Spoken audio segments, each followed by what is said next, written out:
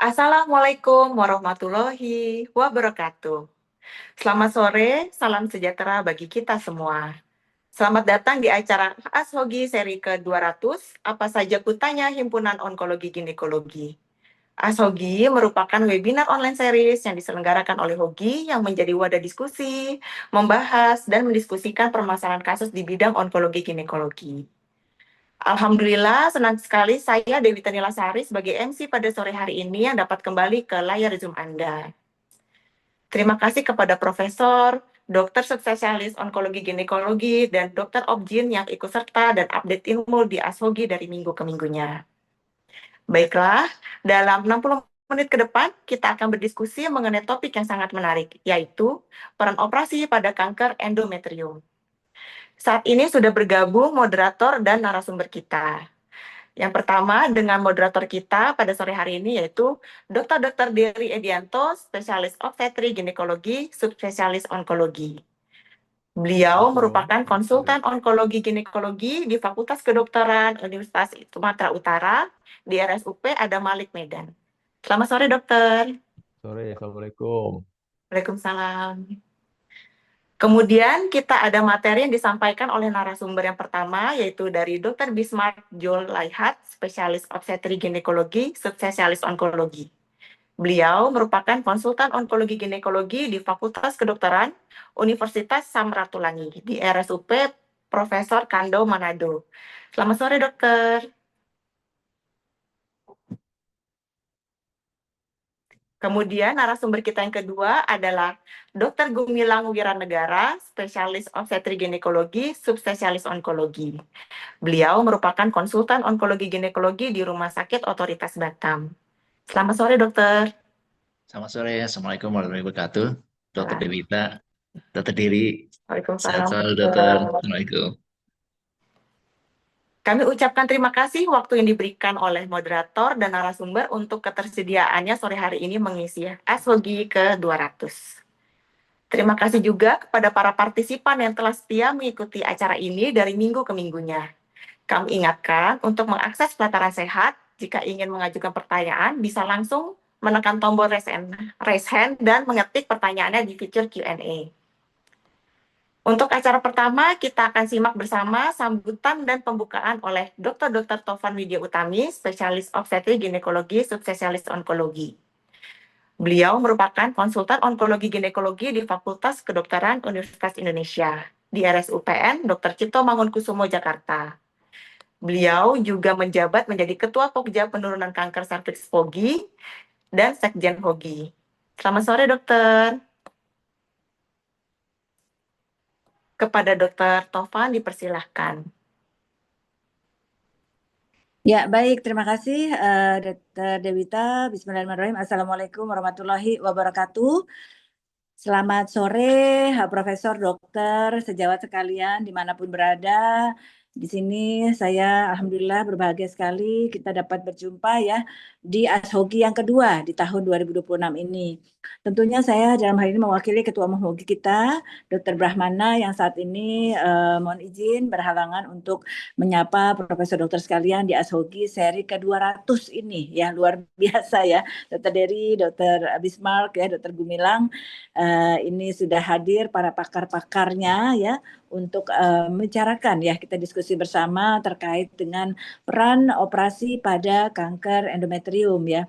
Jadi kalau kita lihat di sini memang begitu besar tantangan kita bersama ya, bahwa kanker endometrium saat ini terus terang memang bergeser pada usia muda ya. Jadi memang bagaimana kita bisa membuat suatu manajemen yang komprehensif ya, tidak hanya dari segi oncologic outcome, tapi tentu dari secara perspektif fertility outcome ya, mungkin kalau memang pada pasien-pasien yang memerlukan fertility preservation ya. Jadi saya rasa tidak berlama-lama ya, di sini nanti sudah tidak sabar lagi ya Profesor Dokter sekalian untuk mengikuti diskusi kita kali ini ya. Mudah-mudahan banyak manfaat yang bisa kita dapatkan dari diskusi yang relatif singkat ini ya, relatif hanya 50 menit saja ya. Mudah-mudahan di sini kita bersama-sama ya diberikan kekuatan ya oleh Allah Subhanahu Wa Taala untuk selalu memberikan yang terbaik kepada pasien-pasien dimanapun kita melakukan tata laksana ya. Jadi sekali lagi saya betul-betul terima kasih ya kepada Dokter Dery, kakak saya dari Medan ya, kemudian Dokter Bismarck, kakak saya juga dari Manado, dan juga adik saya dari Batam ya, Dokter Gumilang ya. Dikarenakan di sini ada Dokter Dery, jadi saya harus ini ya, harus berpikir keras ya untuk membuat pantun ya. Jadi saya semalaman kurang tidur nih, Dokter Dery, Dokter Bismarck, Dokter Gumilang bikin pantun, saya ada 100 pantun saya siapkan. Ya, jadi izinkan saya menutup sambutan ini dengan membacakan pantun ya. Burung nuri terbang ke seberang. Cakep, Mana cakepnya ya, Dewita? cakep, dokter. Dipaksa. Ya, burung nuri terbang ke seberang. Ya, lumayan jauh ya terbangnya ke seberang. Hinggap sebentar sehingga nampak. Cakep. Tantangan kanker endometrium kian berkembang.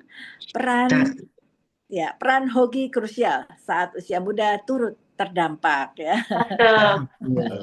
Baik, demikian sambutan dari saya ya. Lebih kurangnya saya mohon maaf ya. Selamat mengikuti Ashogi ke-200 ini. Salam hormat selalu dan salam sehat selalu untuk kita semua. Wassalamualaikum warahmatullahi wabarakatuh. Silakan Dr. Dewita lanjutkan, Dr. Dery. Waalaikumsalam warahmatullahi wabarakatuh.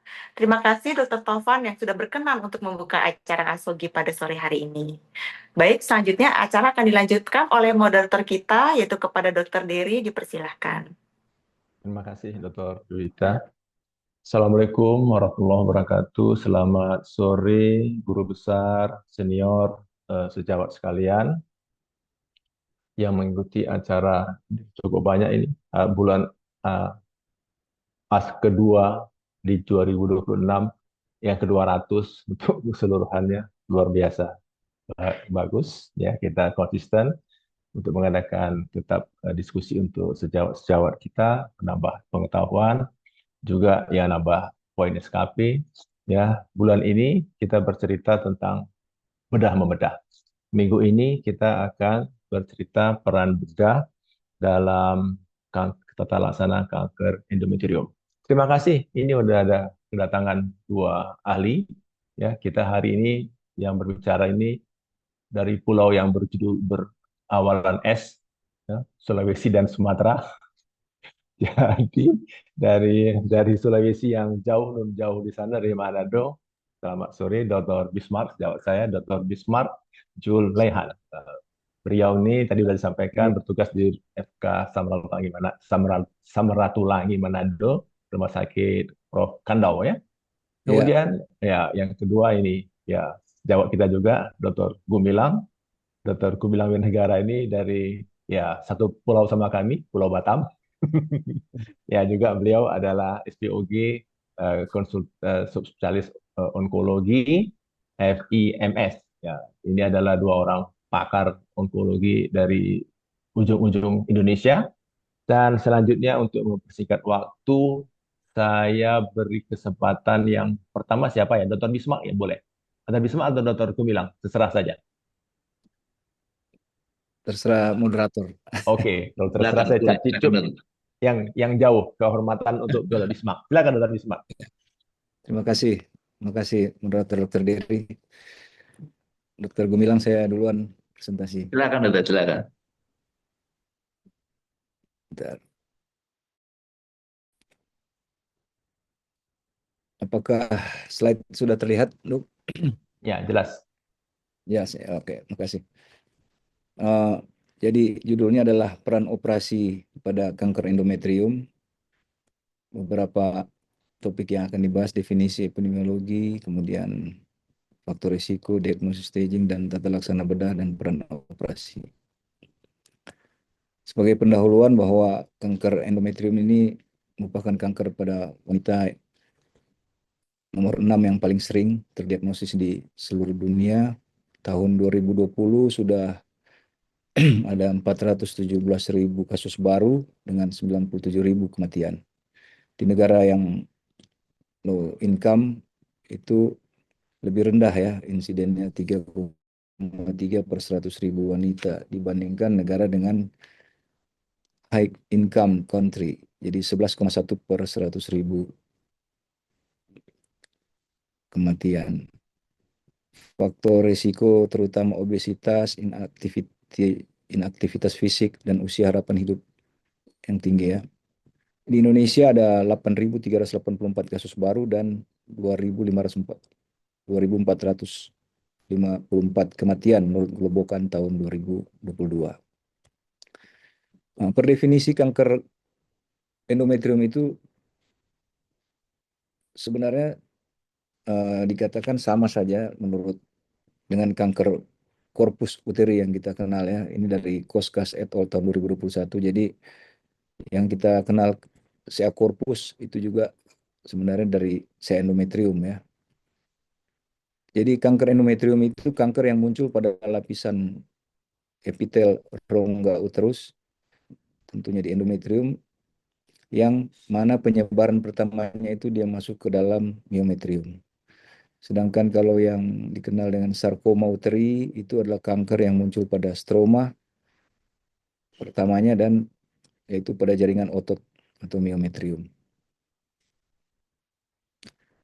Ini faktor risiko untuk kanker endometrium ada trias, yaitu obesitas, diabetes, dan hipertensi.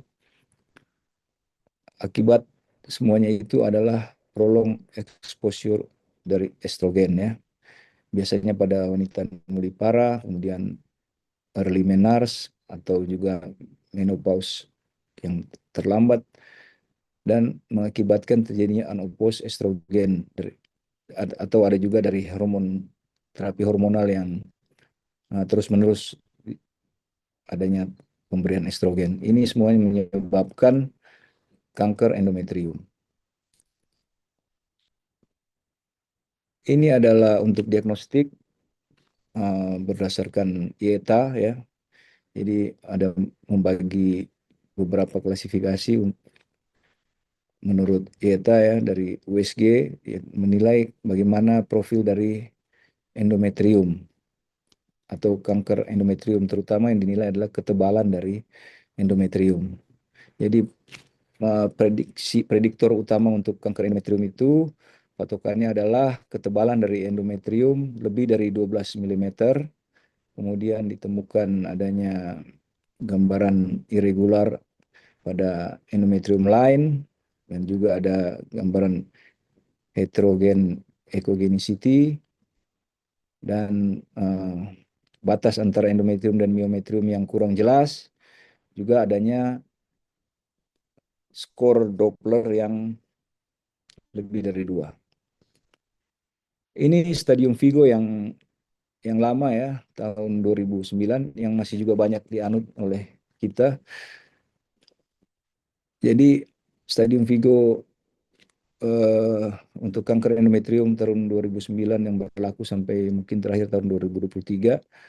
Stadium 1 itu hanya terbatas pada korpus uteri, kemudian stadium 2 kalau sudah menyebar ke cervix, stroma, kemudian stadium 3 sudah ke korpus uteri atau serosanya atau juga ke adnexa, kemudian ke parametrium, dan stadium 3C itu sudah ke kelenjar getah bening. Dan stadium 4 menyebar ke metastase ke bladder, dan juga 4A itu dan 4B sudah metastase jauh. Ya. Dan ini manajemen atau penanganan operatif, penanganan pada kanker endometrium berdasarkan stadium 2009 itu kita melakukan laparotomi, kemudian HTSOB plus juga disertai dengan sitologi peritoneum atau cairan asites ya. Kemudian dilanjutkan dengan pengangkatan kelenjar para aorta atau kelenjar pelvik ya, KGB pelvik dan para aorta, dan itu dilakukan sudah termasuk surgical staging ya, lymphadenectomy. Nah, apabila hasilnya kelenjar-kelenjar itu negatif atau tidak ada pembesaran, dianggap sebagai stadium 1A, grade 1, 2, tidak ada terapi selanjutnya. Sedangkan kalau yang stadium 1B akan dilanjutkan dengan brachytherapy. Demikian juga kalau kelenjar getah bening positif itu dilanjutkan dengan eksternal radiasi, dan kalau sudah penyebaran metastase yang lebih jauh ke peritoneum itu dilanjutkan ditambah dengan kemoterapi dan juga whole abdominal radioterapi. Sejak 2013 itu ada The Cancer Genome Atlas TCGA, itu sudah memperkenalkan klasifikasi berdasarkan biomolekuler. Jadi secara ringkas saja, sel endometrium itu dibagi menjadi 4 kelompok. Kalau dilakukan pemeriksaan 4 ini, yaitu pol mutasi, itu dia dikatakan sebagai prognosis yang baik. Sedangkan kalau ada MMRD ini sebagai intermediate prognosis, kemudian juga NSMP ini intermediate prognosis, dan kalau ada mutasi P53 itu dikatakan sebagai prognosisnya jelek ya, buruk. Ini menurut Koskas tahun 2021. Dan itu klasifikasi molekuler tadi itu dikombinasikan dengan bisa dikombinasikan dengan stadium Vigo yang terbaru, yaitu tahun 2023, di mana di sini terjadi perubahan yang cukup signifikan dengan stadium Vigo 2009, di mana stadium 1 itu di sini stadium 1A itu sampai 1A1, 1A2 atau 3 ya. Tapi intinya kalau stadium 1 masih tetap terbatas pada ovarium, pada uterus, dan juga bisa sampai ke ovarium. Kalau stadium 1B itu dikatakan apabila selnya itu yang non agresif ya, masih jadi yang endometrioid semuanya ini dengan invasi kurang dari setengah ketebalan miometrium, masih sama dengan Vigo yang 2009. Namun LVSI negatif ya. Kalau stadium 1C apabila gambaran histologi atau histopatologinya itu yang tipe agresif seperti clear cell dan lain-lain. Tapi masih terbatas di endometrium. Nah, kemudian kalau yang stadium 2 ada perubahan juga, yaitu selain kalau 2A itu sudah kena invasi di cervix stroma, kalau 2B apabila ada LVSI yang positif. Jadi LVSI positif itu dikategorikan sebagai stadium 2B, dan itu apabila tipe endometrioid ya, bukan yang agresif. Kemudian stadium 2C itu juga apabila tipe histologinya adalah yang agresif dan dengan keterlibatan miometrium. Demikian juga sampai dengan stadium 3 ya, itu ada banyak perubahan tambahan-tambahan di sini, termasuk sampai stadium 3C metastasis ke KGB itu yang kalau ada dengan metastase secara mikrometastasis ya. Stadium 4 juga demikian. Prinsipnya sama saja ke daerah mukosa bawel, usus dan bladder, dan kalau yang 4B itu ke sudah metastase jauh ya. Ada juga 4C metastase jauh sampai ke ekstra abdominal seperti ke paru, liver, itu dikatakan stadium 4C yang sebelumnya tidak ada. Dan jadi ini menurut guideline dari ESCO, jadi kalau ditemukan kita melakukan operasi kemudian surgical staging dan ditemukan stadium 1A1, kita lakukan juga kombinasi dengan pemeriksaan biomolekuler, yaitu pemeriksaan kemudian positif atau ada mutasi pol mutasi untuk stadium 1A1, 1A2 yang pol mutasi itu dikatakan low risk ya. Jadi yang warna hijau ini yang low risk, sedangkan yang warna kuning itu yang intermediate risk, warna oranye itu high intermediate, dan warna merah itu high risk ya. Jadi kalau kita lihat di sini stadium 1 dan 2 itu termasuk dalam masih low risk dan intermediate, kecuali kalau ada mutasi P53 pada stadium 2 itu sudah dikatakan high risk. Kalau stadium 3 dan 4 itu sudah dikatakan semuanya sebagai high risk. Nah, ini adalah tata laksana pembedahan berdasarkan stadium. Jadi, menurut Vigo tahun 2023, untuk stadium 1 dan 2 atau early stage itu bisa dilakukan HTSOB dengan surgical staging ya. Kemudian untuk stadium 3 dan 4 atau advanced stage itu tentunya HTSOB juga disertai dengan tindakan pembedahan sitoredaktif atau debulking ya, debulking surgery. Jadi ini untuk tata laksana bedahnya menurut stadium.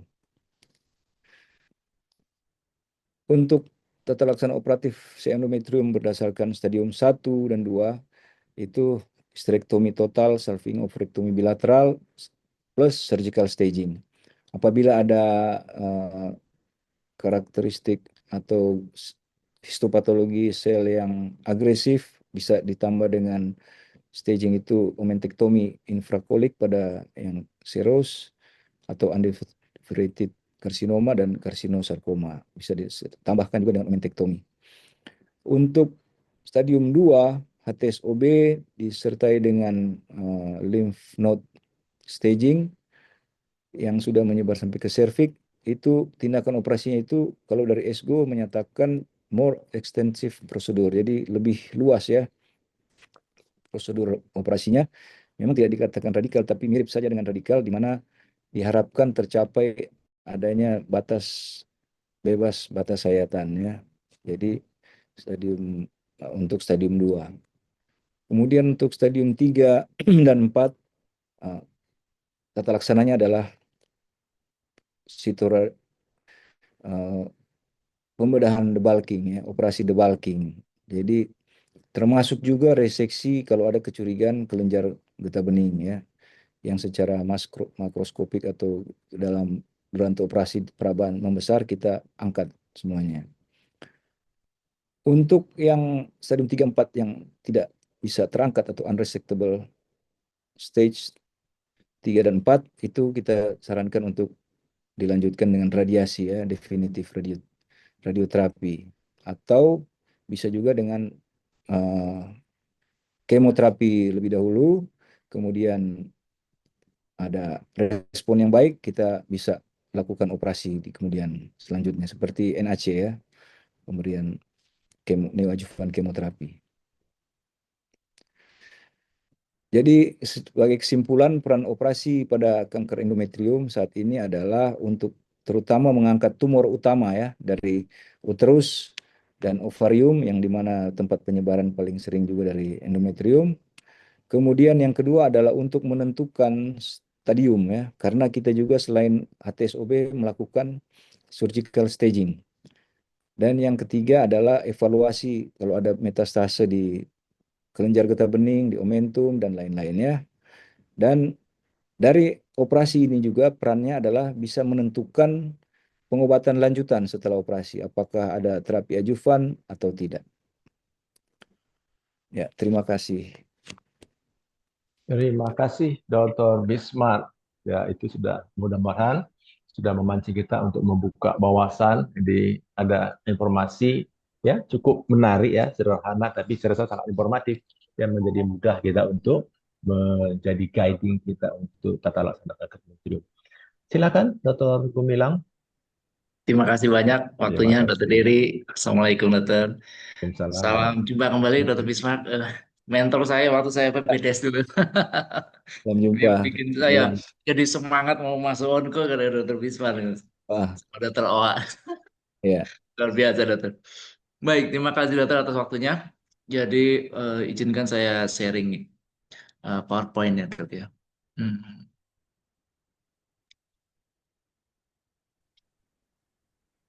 Ya.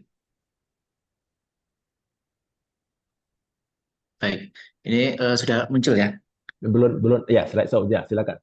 Ya, jadi manajemen kanker ovarium atau dokter kandungan tadi sudah dijelaskan sangat baik oleh Dr. Bismarck.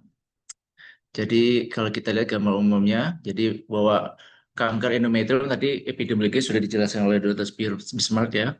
Jadi kalau kita lihat secara umum itu hampir mirip dengan kanker ovarium. Jadi ada tipe 1 dan tipe 2. Jadi secara umum tuh kalau tipe 1 80% prevalensinya itu endometrioid type ya. Tipe 2 itu lebih kecil tapi dia lebih galak ya, lebih ganas dan gampang kambuhnya ya. Tipenya ada serous cancer, clear cell, ada differentiated, bahkan karsinoma sarkoma gitu. Nah, untuk yang tipe 1 itu prognosisnya baik. Ya, faktor risiko dari etiologinya secara umum karena dia 80% dia unopposed estrogen ya jadinya. Jadi memang sebagian besar itu low grade endometrial carcinoma. Dia progresnya diawali dari hiperplasia dahulu tuh, baru menjadi atypical hiperplasia ya karena unopposed estrogen. Nah, kemudian seperti kita ketahui kalau ada perdarahan, jadi tanda-tanda teman-teman SPOG, jangan lupa kalau tanda-tanda utama itu adalah perdarahan. Perdarahan dari jalan lahir. Selain kita harus mikir dia kanker serviks, kita juga harus mikir nih, apakah dia dari rongga rahim gitu ya. Seperti kita ketahui kalau perdarahan, kita ingat tuh palm coin ya. Jadi lihat ada polip nggak, ada adenomyosis nggak, ada miom atau bahkan malignansi yang pada kasus ini adalah karena kanker endometrium gitu. Jadi kita harus perhatikan benar-benar. Jadi jangan lupa selalu periksa dalam gitu dengan inspekulo. Jadi pastikan ada perdarahan kita harus inspekulo. Nah, ini faktor risiko dari anaphylaxis estrogen bisa obesitas ya, kemudian anovulasi kronik atau late menopause ya gitu. Atau teman-teman mensekresi estrogen seperti tumor-tumor dari germ cell tumor itu juga bisa menghasilkan estrogen gitu. Atau penggunaan nih dari teman-teman kalau misalnya saat ini banyak eh, rekan sejawat dari bedah onkologi menggunakan tamoxifen itu atau tamoxifen itu hati-hati itu bisa dievaluasi, harus perlu dievaluasi untuk ketebalan endometriumnya pada penggunaan jangka panjang karena mereka menggunakan tamoxifen sekitar 5 tahun ya gitu. Nah, kalau kita lihat ya secara utama nih, secara molekuler ya, tipe 1 dan tipe 2 itu gen utamanya itu beda ya. Kalau tipe 2 itu apa? Tumor prekursor 53, P53 yang mutasi. Kalau tipe 1 PTEN, KRAS, dan ARID1A gitu. Sehingga stabilitas DNA-nya lebih banyak tidak stabil. Makanya tadi ada pol mutation gitu. Jadi banyak yang tidak stabil. Sehingga dia gampang rusak tuh bahasa selnya. Makanya dia good prognosis gitu. Karena DNA kankernya itu tidak stabil bahasanya gitu. Tapi kalau yang P53 dia DNA-nya stabil sehingga dia sulit untuk basmi atau dimatikan. Nah, kayak gini tadi yang Dr. Bismarck sampaikan dari TGCA ya. Kalau kelompok molekuler kan ada 4 tuh ya, pol mutasi, MSI, mikrosatelit, dan non-spesifik molekuler, dan yang paling galak adalah P53 mutasi gitu. Nah, karakteristiknya ya kalau pol mutasi itu ultramutasi, itu artinya secara DNA-nya itu banyak yang tidak stabil, sehingga istilahnya kanker apa namanya stem cell cancernya itu lebih mudah bermutasi sehingga dia tidak stabil dan gampang rusak dan gampang mati gitu. Makanya tadi dilihat kalau stadium 1 ya itu tidak perlu ajuvan bahkan pada pol mutasi gitu. Sehingga kita bisa lihat di sini kalau P53 itu paling progresnya paling buruk gitu. Bahkan kita operasi kambuhnya cepat sekali ya. Walaupun kita udah komplit reseksi bahkan radiasi untuk stadium 3 gitu tetap bisa kambuh. Nah, ini kalau kita lihat nih, sebenarnya kalau hiperplasia itu muncul nggak sih pada cancer gitu, endometrium? Ternyata itu pada tipe 1 ya, sering didahului atypical hyperplasia. Tapi kalau tipe 2, karena dia P53 mutasi, itu tiba-tiba langsung muncul benjolan kayak massa. Seringkali teman-teman SPOG, USG kita ada perdarahan, ada miom nih, miom submucosum gitu. Kita beberapa kali ketemu. Ya, ternyata dioperasi, diangkat, ternyata hasilnya kanker gitu, bukan miom. Ternyata benar-benar murni itu kanker gitu, nggak ada benda miomnya sama sekali gitu. Jadi kalau kita lihat bahwa kan endometrium endometrium lainnya itu tipis sih kalau pada yang tipe 2 gitu. Jadi langsung tumor di dalam kavum uterinya gitu. Nah, penilaian operasinya secara standar ya teman-teman bisa melihat untuk secara general harus lihat ada obesitas enggak, ada hipertensi enggak ya. Kemudian periksa luar uterusnya membesar apa enggak. Kemudian kalau kita USG kita lihat ada asites, metastasis ada tidak ya. Kalau ginekologi jangan lupa selalu teman-teman untuk melakukan pemeriksaan secara holistik ya, termasuk mulai dari spekulo, lihat dulu spekulo, kemudian dilakukan pemeriksaan bimanual untuk menilai ukuran uterus dan kondisi serviksnya. Dan jangan lupa untuk melihat parametriumnya nih, karena seringkali kejadian ya, oh ini miom, dipikirnya miom gitu, begitu di intraoperatif udah frozen pelvic gitu. Jadi sehingga tidak optimal operasinya sehingga tumornya tidak bisa dilakukan pengangkatan gitu. Sehingga sebenarnya kalau kita lakukan misal kuretase apa biopsi sampling dari endometrium, kita mungkin bisa lakukan seperti dokter bisa sampaikan kalau dicurigai advanced stage, kita kemo dulu gitu kalau memang terbukti kanker dari biopsi endometriumnya. Imaging ya kita bisa lakukan ultrasonografi baik abdomen atau transvaginal dengan cut off point ya tadi di bawah dia apa 12 mili ya, jadi kita harus hati-hati kalau 12 mili dia mulai hiperplasia. Nah kalau misalnya ada CT scan atau MRI akan jauh lebih baik. Nah evaluasi diagnosis ini gold standarnya adalah biopsi endometrium bisa melalui office prosedur ya di poli dengan pipel, kuretase atau histeroskopi. Histeroskopi di sini bisa dua ya, histeroskopi office ya saat ini ataupun histeroskopi operatif ya pada kalau misalnya settingannya tidak memiliki histeroskopi office bisa teman-teman melakukan histeroskopi operatif gitu.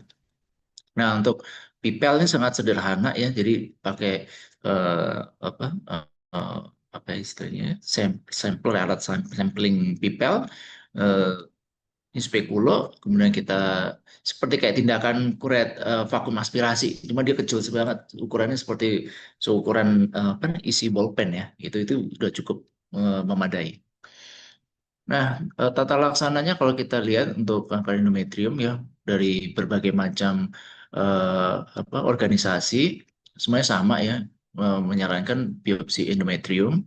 Kemudian klasifikasi molekuler yang TGCE itu hampir semuanya menganjurkan untuk menggunakan ya.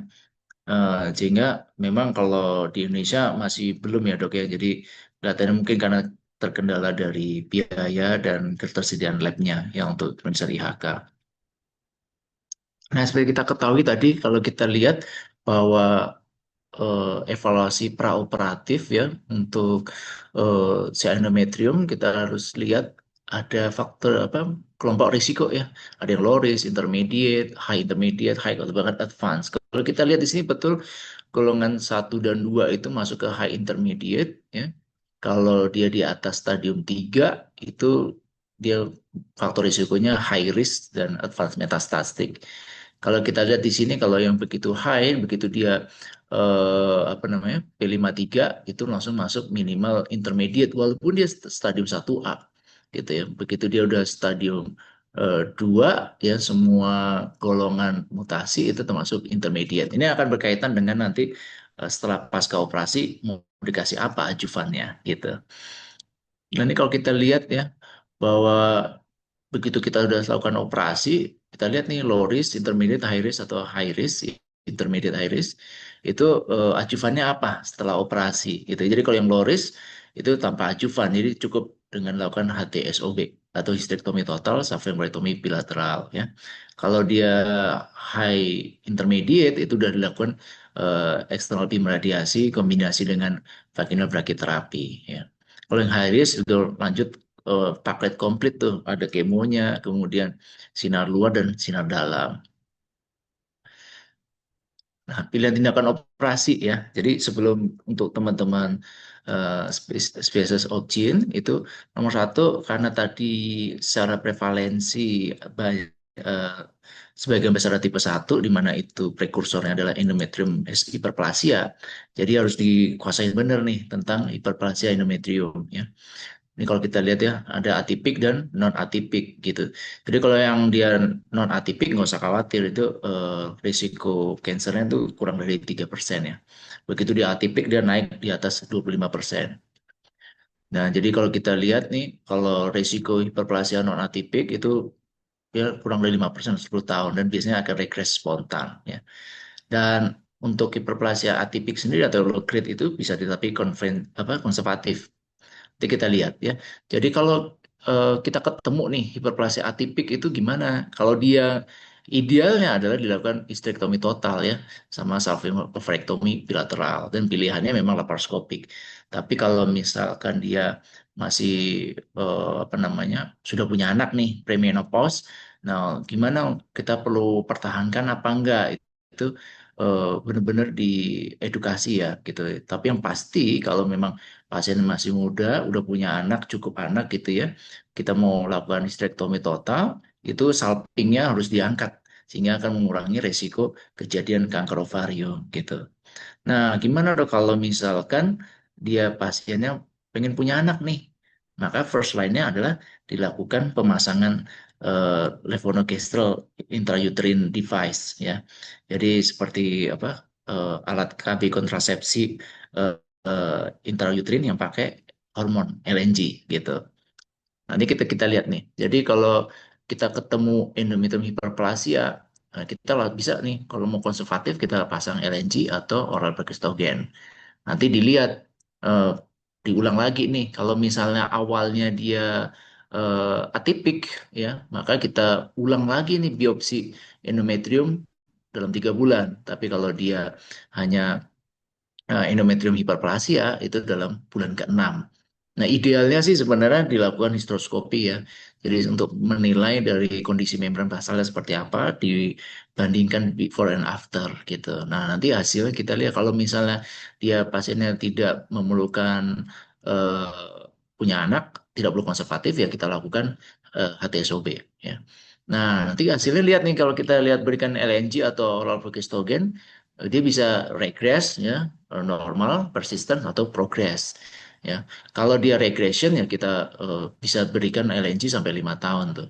Nanti dilihat follow up-nya ya per 6 bulan. Nah, kemudian kalau dia persisten, tentu kita lihat apakah penggunaan obat-obatannya sudah sesuai atau belum ya. Atau jangan-jangan ada beberapa kasus itu LNG-nya itu dia turun. Jadi bukan di dalam intrakafum lagi, bahkan di daerah ismus, sehingga dia efeknya tidak optimal gitu ya. Jadi seringkali masih perdarahan ya gitu. Begitu kontrol kembali berikutnya, ternyata LNG IUS-nya itu udah turun di daerah ismus cervix gitu. Ya. Kalau progres ya tentunya kita langsung ambil tindakan histerektomi total ya dan salpingoverektomi bilateral. Nah, jadi teman-teman di sini bisa melihat kalau paling penting itu adalah nomor satu gimana caranya mendeteksi dini, mendiagnosis dan melakukan terapi ya. Jadi melakukan terapi itu memang teman-teman masih bisa melakukan untuk yang stadium 1 LVCI negatif dan grade 1. Itu standarnya bisa dilakukan HTSOB ya. Dan jangan lupa selalu melakukan biopsi endometrium ya. Jangan kalau misal ada perdarahan kita USG, kayaknya ada miom nih, submukosum gitu ya. Tapi kita langsung aja operasi aja, HT aja. Nah, ini yang sering sering apa namanya terprosok ya, tiba-tiba hasilnya kanker endometrium padahal yang diambil cuman uterus doang gitu, ovarium masih dipertahankan. Nah, ini yang menimbulkan pasien terbebani nanti akan operasi 2 kali ya. Ini kalau kita lihat tipe operasinya ya, kalau stadiumnya masih stadium 1 dan 2, ya kalau stadium 3 kayak tadi Dokter Bisma sudah sampaikan udah nggak ada cerita itu tuh langsung debulking ya dok ya, debulking, complete resection ya, bisa mungkin ya. Tapi kalau stadium 1, stadium 2 ya, kita lihat stadium 1A tipe endometrioid, grade-nya grade 1 ya kita lakukan HTSOB gitu. Tidak perlu omentektomi, sentinel lymph node boleh iya boleh enggak kalau ada fasilitasnya. Tapi begitu dia stadium 2, maka kita lakukan sentinel lymph node gitu. Sehingga untuk atau limfanektomi sistematik gitu. Nah, sebenarnya sistem sentinel lymph node ini memang khusus untuk di endometrium ya. Jadi ternyata dengan SLN atau limfanektomi sistematik yang kita lakukan komplit radikal eksisi dari synovial lymph node sampai para-aorta, itu ternyata sentinel lymph node itu memberikan hasil yang cukup baik ya. Jadi apa namanya, PFS-nya dan overall survival juga sama. Tapi begitu dia jenis tipe patologinya yang type 2, udah nggak ada cerita, langsung complete staging gitu. Jadi kita lakukan semuanya gitu. Nah, maka kata kuncinya di sini adalah dari biopsi endometrium. Maka kita bisa tahu dia endometrioid type atau yang non endometrioid type. Nah, jadi sebagai kesimpulan, terapi kanker endometrium itu sangat tergantung dari stadium, jenis sel, dan faktor prognostis molecular profiling tadi untuk menentukan dia perlu ajuvan terapinya apa gitu. Nah, standar terapi untuk kanker endometrium ya untuk stadium 1 itu cukup histektomi total dan bilateral salpingoprectomy kecuali pada tipe yang type 2 si endometrium. Nah, untuk fertility sparing itu bisa dipikirkan pada yang atipik ya dan ataupun di grade 1 endometrial carcinoma stage 1A tanpa ada myometrium invasi. Baik itu. Terima kasih. Mudah-mudahan teman-teman Okjin bisa mendapatkan manfaat dan sedikit ilmu dari kami semua. Terima kasih atas kesempatan, Dokter. Assalamualaikum warahmatullahi wabarakatuh. Waalaikumsalam warahmatullahi wabarakatuh. Terima kasih Dr. Gumilang. Jadi presentasi Dr. Gumilang itu nampaknya tidak overlapping ya dengan Dr. Bismarck ya, saling mengisi. Jadi nah, sepertinya antara senior dan juniornya sudah sehati ini ya. Apa namanya? Chemistry-nya connect ini. Ya. Jadi kita udah peserta kita udah 3 digit ini, udah 103. Tapi nampaknya belum ada di chatting, di raise hand atau QA belum ada ini. Nampaknya kita sajalah bercerita dulu ya, Dr. Bismarck, Dr. Gumilang ya. Nah, kan tadi dikatakan bahwa gejala awal itu adalah perdarahan bervaginal ya. Memang kadang-kadang keuntungan tanda kutip ya, keuntungan dari CA endometrium ini kan biasanya pada orang-orang usia lanjut yang sudah menopause, begitu perdarahan bervaginal, respon berobatnya cepat. Berbeda dengan CA cervix ya, itu usia muda, jadi pikirnya hanya perdarahan biasa, jadi ketemu kita udah di stadium lanjut, kita susah. Umumnya kan endometrium ketemunya di stadium awal. Walaupun ada juga sih stadium lanjut yang proses sangat jelek. Nah, kalaulah kita kan tadi yang idealnya kan kita dapat contoh endometrium biopsi itu kan paling idealnya kan kita kejar langsung dengan histeroskopi. Kalau sekiranya kita nggak punya alat histeroskopi, triknya apa yang kita lakukan untuk biopsinya? Teknik biopsi apa yang kita ambil? Kita sampling atau biopsi seperti abortus biasa itu kira-kira bagaimana yang paling enak? Terserah siapa aja yang mau berikan komentar. Ini diskusi kita sama kita. Ah, oke. Ya, Dokter.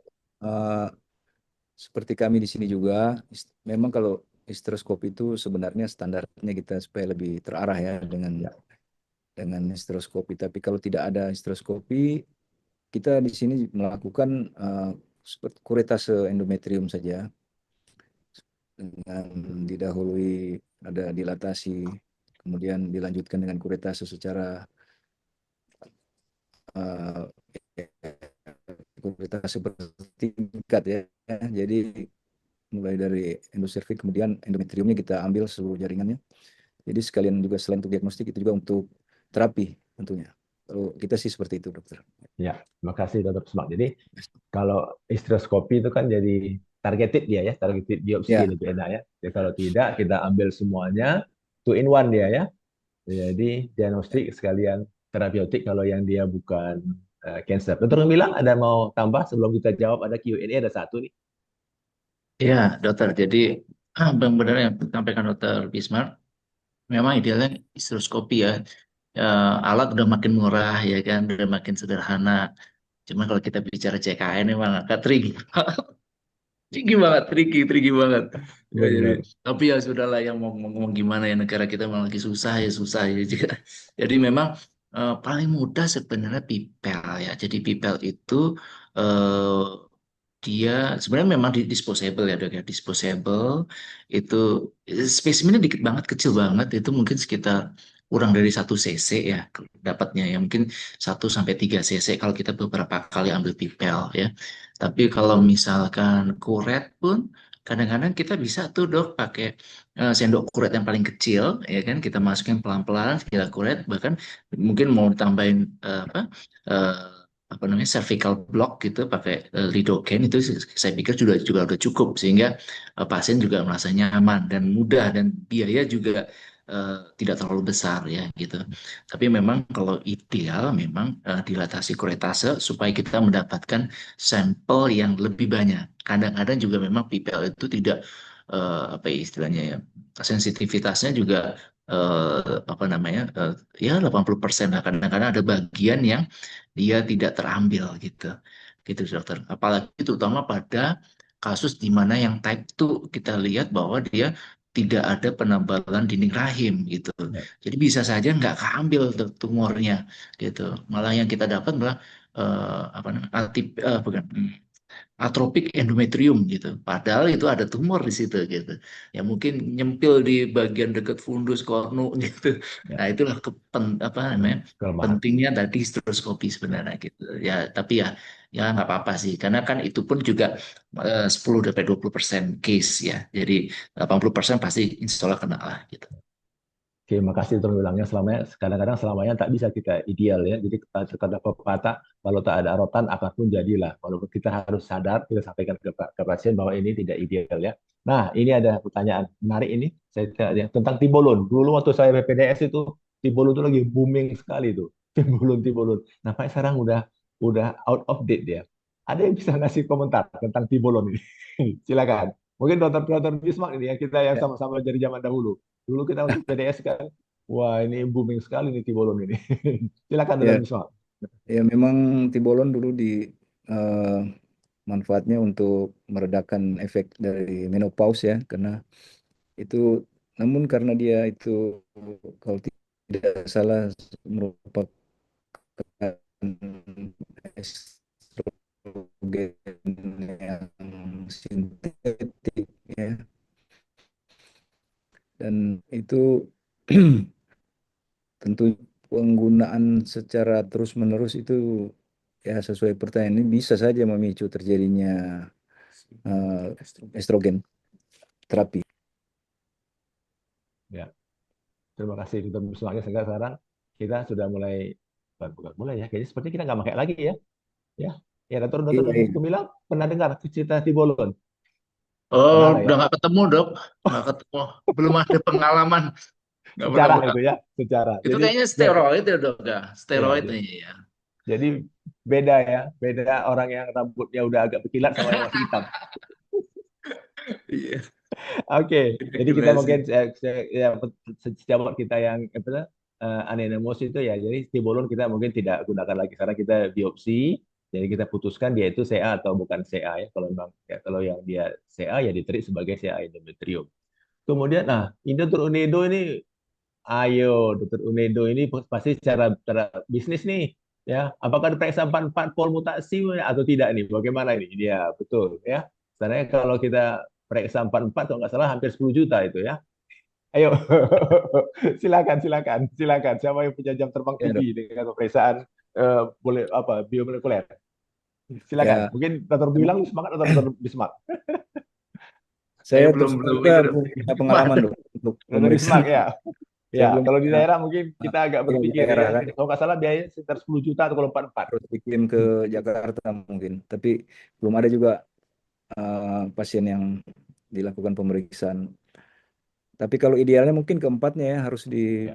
diperiksa supaya kita bisa menentukan prognosisnya dan juga Oke. tindakan selanjutnya. Mungkin. Untuk Dokter Gumilang yang lebih Nah, punya trik Dr. bilang?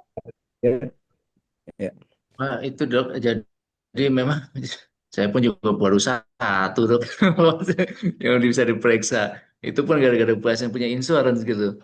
Jadi memang kita kendalanya biaya ya dok ya. Jadi ya, tapi pengalaman ya dok ya, pengalaman dari pasien-pasien dari limpahan dari Singapura atau Malaysia, karena kita kan deket banget. Ya Medan juga deket banget ya dok ya. Ya. Mungkin dengan Malaka ya, Malaka lebih dekat ya. Penang, Malaka, Jadi mereka ya. itu mereka memang klien-klien pasien Indonesia yang datang ke negara tetangga, itu mereka memang langsung ditembak gitu ya. Jadi mereka tidak mikir ini cek ini biayanya ini Bu. Kayak kita kan kayaknya Ya, mesti ditanya tuh dok berapa biayanya. Mereka nggak pernah nanya tuh. Totalnya sekian sudah jadi satu paket. Jadi memang idealnya begitu ya. Jadi udah satu paket ya pemeriksaan ya, apa IHK-nya bahkan mutasi DNA-nya juga mereka sudah periksa gitu. Tapi kita juga tidak melihat apakah biayanya mahal apa enggak karena luar biasa ya kalau di Malaysia tuh pengalaman saya biayanya pun lebih murah daripada operasi di Jakarta jujur aja jadi mungkin mereka menangnya di pajak ya dok ya ya, sehingga ada saja. alat-alat untuk pemeriksaan genetik itu pun masuknya juga mungkin dapat kelonggaran fiskal dari pemerintahnya sehingga mereka bisa memberikan layanan yang lebih dan lebih menyeluruh gitu mungkin ini perlu juga kita apa ya advokasi ya dok ya Kemenkes untuk ya sebenarnya salah juga sih bukan Kemenkes ini Kementerian Keuangan gitu. Kalau Kemenkes ini lebih senang dia beli alat gitu. Tapi kalau itu lebih senang ke Kementerian Keuangan untuk membebaskan fiskal alat-alat kesehatan medis gitu sih. Gitu dok. Nah, makasih Dokter Gemilang. Ini sekalian aja saya sebelum di chatting kita jawab ini sekalian yang dari Q&A ini. Ya, untuk mereka molekuler molekuler itu di pertanyaannya kan dari sampel yang mana itu diambil. Nah, supaya kita dapat informasi dari kawan-kawan kita. Kalau mau periksa periksa apa mutasi. 2 kali. Ya, mungkin biasanya yang dipakai itu preparat bisa yang waktu diagnostik awal dari kuretase atau juga parafin bloknya yang pasca operasi. Ya. Ya, Oke. Jadi situ yang kita bisa kirim itu blok parafinnya ya, karena ada habis blok itu akan parafin. diproses ya, mau periksa ekspresinya. Jadi kita periksa yang kita kirim adalah blok parafinnya ya, supaya bisa Iya, diperiksa. Nah, kemudian tadi mau periksa yang mana? Periksa 44 atau satu? Ya, 44. kalau ada duit memang sih 44. Tapi kalau kita periksa satu, tahu-tahu tidak, ulang lagi, ya kasihan ya. Emang idealnya 44. Dan saya dengar ini dari Prodia ada diskon. Oh, Laboratorium kuning, dia ngasih diskon tuh, tapi tetap juga mahal. Oke, ini ada dari chatting ini. Ah, ini chatting ini enak juga ini. Bertanya, apakah pasien perdarahan disfungsional dan USG dapat hiperplasia endometrium usia 35, lebih dari 35 tahun, apakah sebaiknya langsung dikuret bertingkat atau terapi hormonal dulu? Nah, ini kan kadang-kadang kawan-kawan sering dapat kasus nih, ya, di terapi hormonal dulu, blind atau kuret dulu. Nah, ini silakan bagaimana ideal standarnya? Silakan. ya. Ya, kalau saya sih lebih setuju untuk kita lakukan kuretase dulu. Ya. Untuk supaya karena saat keluhan perdarahan itu biasanya juga bisa berhenti dengan kalau kita kuretase dan terutama kita bisa mendapatkan hasil kuret itu patologinya. Jadi kalau misalnya CA endometrium sudah bisa cepat terdiagnosa untuk diambil keputusan. Ya, terima kasih Itu. Dr. Wisma. Jadi kita terapi kausal ya. So, Ya, ya, perdarahan itu bisa saja oleh karena hormonal imbalance atau oleh karena cancer. Jadi kalau hormonal imbalance itu kita berikan terapi hormonal ya. Takutnya kalau tadi tidak kita kuret, tahu-tahu kemudian nasib jelek dia itu cancer terbengkalai. Nanti ketahuannya ada stadium lanjut. Ya, saya rasa itu Ibu Dewita sudah mulai menampilkan wajahnya. Masih ada 4 menit lagi nih. Masih ada nggak pertanyaan lagi? Sebentar, sebentar dulu. Bu Dita, sabar ya. Dokter Diri, ini Ya, silakan, Dr. Milang, silakan. ada WhatsApp masuk nih.